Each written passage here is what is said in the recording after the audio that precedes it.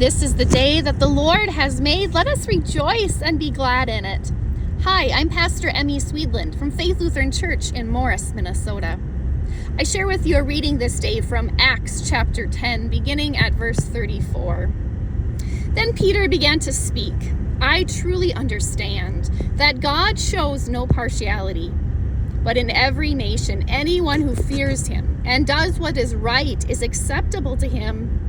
You know the messages he sent to the people of Israel, preaching peace by Jesus Christ. He is Lord of all.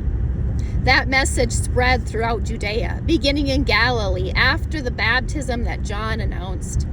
How God anointed Jesus of Nazareth with the Holy Spirit and with power.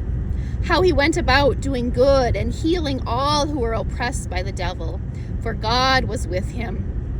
We are all witnesses to all that he did, both in Judea and in Jerusalem. They put him to death by hanging him on a tree, but God raised him on the third day and allowed him to appear, not to all the people, but to those who are chosen by God as witnesses, and who ate and drank with him after he rose from the dead.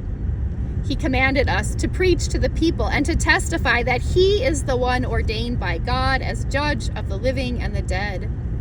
All the prophets testify about him, that everyone who believes in him receives forgiveness of sins through his name.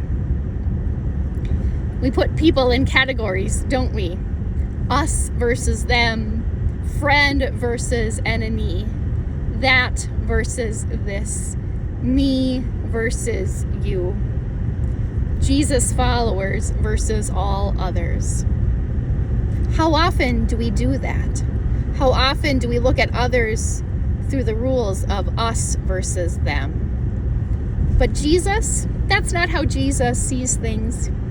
Jesus looks at each of us through the lens of love and sees us all as beloved children of the Maker.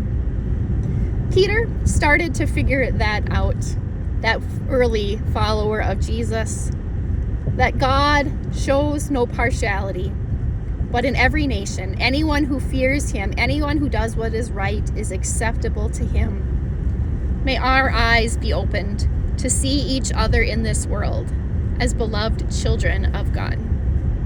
Grace to you and peace from myself, Pastor Emmy, and the people of Faith Lutheran Church in Morris, Minnesota. Learn about our ministry at faithlutheranmorris.org.